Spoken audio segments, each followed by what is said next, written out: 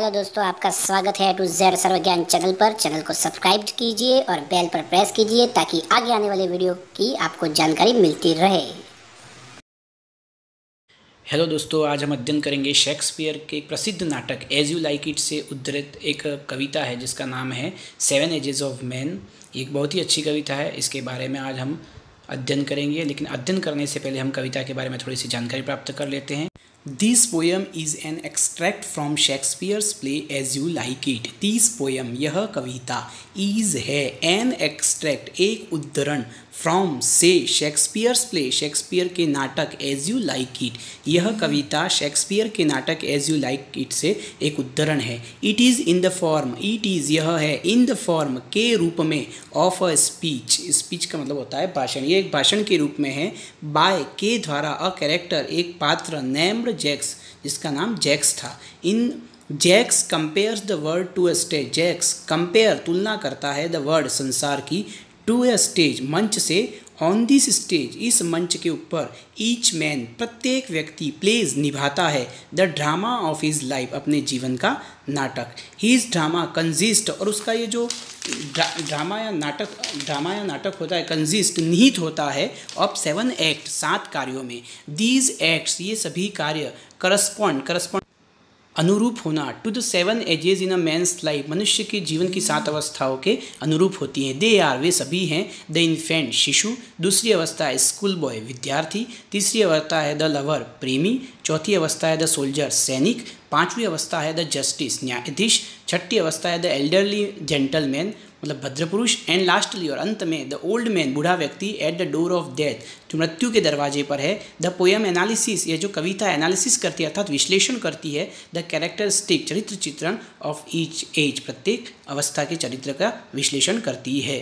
All the words a stage, all the word, पूरा संसार, is a stage, एक मंच है, एंड ऑल द मैन, और सभी पुरुष, एंड वुमन, और महिलाएं, मेयरली, केवल, प्लेयर्स, खिलाड़ी है या नट हैं, they have their exit and entrance, they have, उनके पास है, देयर, उनका, एग्जिट, बाहर निकलने का रास्ता, एंड इंट्रेंस, और प्रवेश द्वार, एंड वन मैन, और एक आदमी, इन हिज टाइम, अपने समय के अंदर, प्लेज, निभाता है, मैनी पार्ट्स, बहुत से रोल, पार्ट्स का मतलब रोल, भाग निभाता है, हीज एक्ट्स, उसके कार्य, बीइंग 7 एजेस, उसकी 7 अवस्थाएं। एट फर्स्ट, प्रारंभ में, एन इन्फेंट, एक शिशु, म्यूलिंग, गिड़गिड़ाता है, एन पकिंग, और उल्टी करता है, in the nurses arm, nurse की भुजाओं के अंदर, अर्थात प्रारंभिक अवस्था शेषवावस्था होती है जिसमें बालक गिड़गिड़ाता है, रोता है, और अपनी धाय माँ की भुजाओं में उल्टियाँ करता है। द फर्स्ट स्टेज, प्रथम अवस्था, as described by the poet, as, जैसा कि डिस्क्राइब्ड, वर्णित की गई है, बाय द पोइट, कवि के द्वारा, इज द इन्फेंट, वह शिशु है, हु इज़ बीइंग कैरीड, जो ले जाया जाता है, बाय अ नर्स, दाई माँ के द्वारा, द इन्फेंट क्राइज, शिशु चिल्लाता है, एंड वॉमिट्स, और उल्टी करता है, ऑल द टाइम, पूरे समय। And the whining school boy with his satchel, then, उसके पश्चात, मतलब शेषवावस्था के पश्चात जो दूसरी अवस्था है वो स्कूल बॉय की, द वाइनिंग, गिड़गिड़ाते हुए, कंप्लेनिंग, शिकायत करते हुए, स्कूल बॉय, विद्यार्थी की है, विथ हिज सैचल, जो अपने बस्ते के साथ, एंड शाइनिंग मॉर्निंग फेस, और उसका जो चेहरा है शाइनिंग, चमकते हुए, मॉर्निंग, सुबह की तरह है, क्रीपिंग लाइक स्नेल, क्रीपिंग का मतलब होता है रेंगना, लाइक का मतलब की तरह, और स्नेल का मतलब होता है गोंगा, वह गोंगे की तरह रेंगता है, अनविलिंगली, अनमने मन से, टू स्कूल, विद्यालय की ओर, अर्थात एक स्कूल जाने वाला बच्चा जो शेषवावस्था के बाद अभी बड़ा हुआ और स्कूल भेजा जा रहा है, वह अपने बस्ती के साथ विद्यालय जा रहा है, वह गिड़गिड़ा रहा है, कंप्लेनिंग, शिकायत कर रहा है, और उसका जो चेहरा है वह सुबह की भांति चमकता हुआ है, और वह एक गोंगे की भांति रेंगता हुआ अनमने मन से विद्यालय की ओर प्रस्थान कर रहा है। And then the lover, and then, और उसके पश्चात, द लवर, प्रेमी, अर्थात पहली अवस्था शेषवावस्था, दूसरी अवस्था स्कूल बॉय, और थर्ड स्टेज है वो एक लवर की है। साइंग लाइक फर्नेस, साइंग का मतलब आह भरता है, लाइक का मतलब की तरह, फर्नेस का मतलब होता है आग की भट्टी, मतलब जब व्यक्ति प्रेमी की अवस्था में आता है तो वह आग की भट्टी की तरह आहें भरता है। विथ अ वॉफुल बैलेड, विथ का मतलब के साथ में, और वॉफुल बैलेड, वॉफुल का मतलब होता है दर्द भरे, और बैलेड का मतलब होता है गीत, दर्द भरे गीतों के साथ आहें भरता है। मैट टू हिज मिस्टेज आईब्रो, जो गीत लिखे गए हैं या बनाए गए हैं, हिज मिस्टेज, उसकी प्रेमिका के आईब्रो मतलब भोए, उसकी प्रेमिका के भोह को देखकर जो गीत तो बनाए गए हैं, उन गीतों, दर्द भरे गीतों को गाकर वह एक भट्टी की तरह, आग की भट्टी की तरह आहें भरता है। देन सोल्जर, इसके बाद चौथी अवस्था एक सैनिक की है। Full of strange auth, full भरा हुआ है, स्ट्रेंज विचित्र, ऑथ ऑथ का मतलब होता है संकल्पों से, विचित्र संकल्पों से भरा हुआ है। एंड बियर्ड लाइक द पार्ड, और उसकी जो बियर्ड है, दाढ़ी बनी हुई है, लाइक की तरह, द पार्ड का मतलब तेंदुआ, तेंदुए की तरह दाढ़ी बनी हुई है। जेलस इन ऑनर, जेलस का मतलब ईर्ष्यालु है, इन ऑनर, ऑनर का मतलब सम्मान में, सम्मान प्राप्त करने के लिए वो ईर्ष्यालु है। Sudden and quick in quarrel, sudden and quick मतलब हमेशा तत्पर रहने वाला है।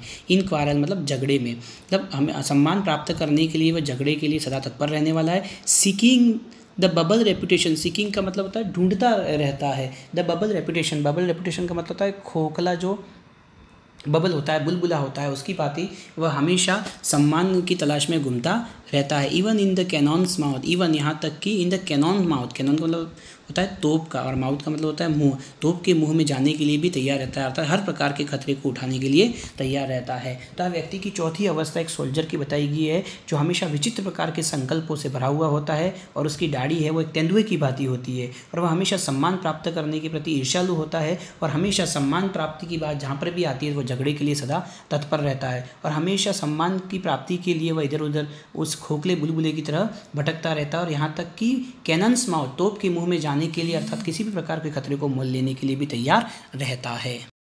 एंड देन द जस्टिस, और उसके बाद जो पांचवी अवस्था आती है वो न्यायाधीश की अवस्था आती है।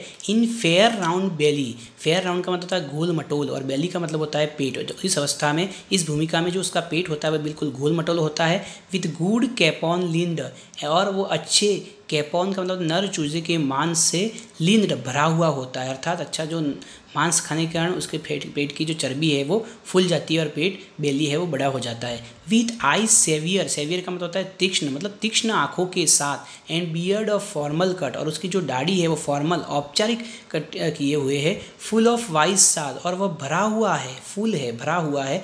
वाइस का मतलब होता है बुद्धिमत्तापूर्ण, और साज का मतलब होता है कहावतें, बुद्धिमत्तापूर्ण कहावतों से भरा हुआ है। एंड मॉडर्न इंस्टेंस, और आधुनिक उदाहरणों से, दृष्टांतों से भरा पड़ा हुआ है। एंड सो, और इस प्रकार ही प्लेज, वह निभाता है हिज पार्ट, उसकी भूमिका। अर्थात जब व्यक्ति इस अवस्था में आता है, जब परिवार वाला हो जाता है, तो उसके कई प्रकार के अनुभव प्राप्त हो जाते हैं, तो एक न्यायाधीश की भूमिका निभाता है। और जब वह न्यायाधीश की भूमिका में आता है तो वह गोल मटोल तोंद वाला व्यक्ति हो जाता है, जिसके पेट में नर चूजों का मांस भरा रहता है। उसकी आंखें कठोर एवं तीक्ष्ण होती है, और दाढ़ी औपचारिक एवं उपयुक्त आकार प्रकार की होती है।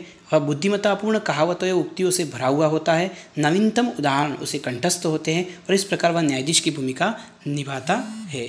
सिक्स्थ एज शिफ्ट, शिफ्ट का मतलब परिवर्तित होती है, छठी अवस्था परिवर्तित होती है। इनटू द लीन, इनटू के अंतर्गत या के रूप में। लीन का मतलब होता है दुबले पतले।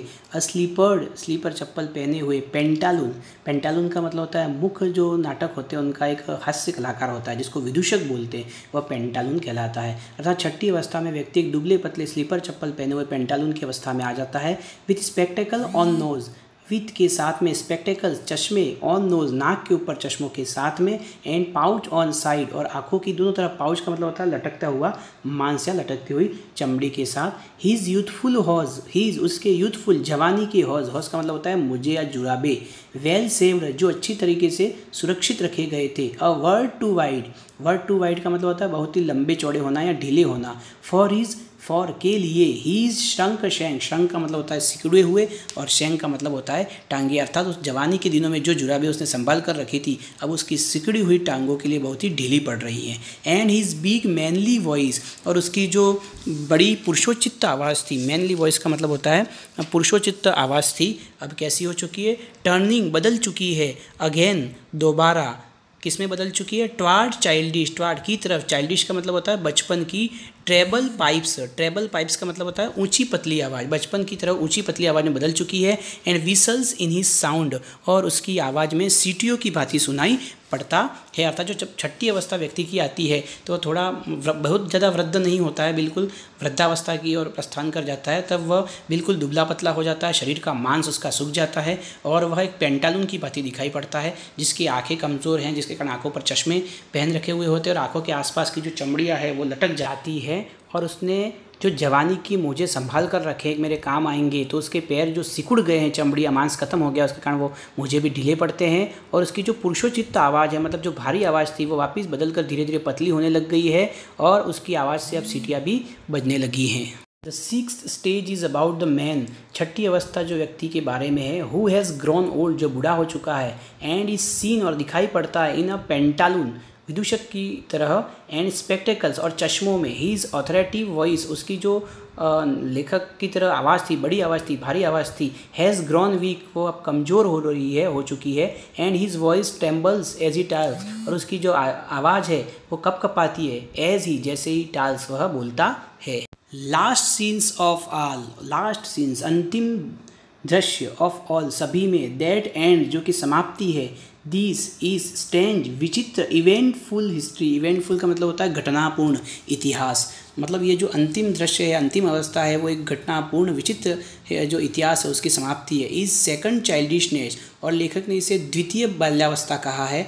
And mayor oblivion, mayor oblivion का मतलब होता है पूर्ण विस्मृति, अर्थात व्यक्ति जब बूढ़ा होता है धीरे धीरे सब भूलने लगता है, याददाश्त कमजोर होती है। सेंस, सेंस का मतलब होता है के बिना, सेंस टीथ, बिना दांतों के, सेंस आइज, बिना आँखों के, सेंस टेस्ट, बिना स्वाद के, सेंस एवरीथिंग, और सब कुछ के बिना, अर्थात व्यक्ति की जितनी भी इंद्रियाँ है वे सभी इंद्रियाँ शिथिल पड़ जाती है। सेवंथ स्टेज, सातवीं अवस्था, इवन द लास्ट स्टेज, यहाँ तक कि वह अंतिम अवस्था है, that is the old age, यह बुढ़ावस्था है, वेयर, जहाँ ही इंटर्स, वह प्रवेश करता है, हिज सेकंड चाइल्डहुड, अपने दूसरे बचपने में। It is also the beginning of the, it is also, यह है बिगनिंग, प्रारंभ अवस्था, of the end of his eventful history, मतलब उसकी घटनापूर्ण जो इतिहास है उसकी समाप्ति का प्रारंभ है। It is also the stage of the oblivion, और साथ में यह विस्मृति की भी अवस्था है। हियर ही लॉसेज, यहाँ पर वह खो देता है, हिज एवरीथिंग, उसका सब कुछ, हिज टीथ, उसके दांत, आइज, आँखें, ETC एक्सेट्रा।